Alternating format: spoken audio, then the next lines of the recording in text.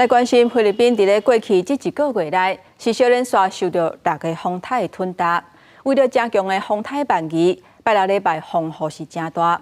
菲律宾东部是出现真严重的灾情，而且有几10万人撤离。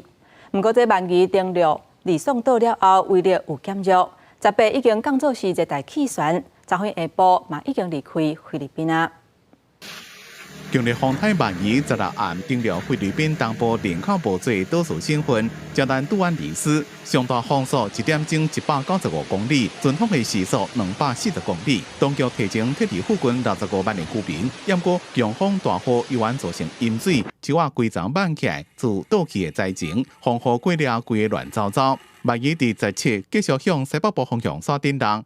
下昼伫主要岛屿吕宋岛南部第2遍登陆，威力有小可较减弱，正做强烈热带气旋。到18早起10点，中心的上大风速降到1点钟110公里，阵风1点钟135公里。气象局伫咧中岛的简报讲，万宜已经正挖近吕宋岛边界，下昼就会离开。烟花风暴调的警报已经解除。 但是，巴丹群岛依然有中到大雨，有一寡所在可能会发生山崩、土石流。吕宋岛北边沿海地区依然有强风警报。地方救灾单位讲，万宜风台目前造成至少3个村民失踪，也有停电加财务农业损失。虽然已经11个月，太平洋依然一直形成风台。万宜是过去一个月来第6个侵袭菲律宾的风台，总共造成3000外户200人无家可归。 而且无久进前，这个加天毒风台加侵袭菲律宾，怎么也搁伫咧复原，情形是更加害。因为灾情正严重，菲律宾空军也派人来到沙港救灾。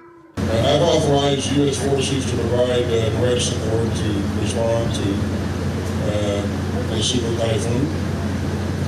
We also secured another $1 million in urgent humanitarian aid. 美国国防部长奥斯汀18日伫马尼拉参加美国军队联合协调中心的破土典礼。伊讲，美国方面已经授权协助伫6场风灾的受灾灾民提供金补给加协助。公司新闻，施会长编辑。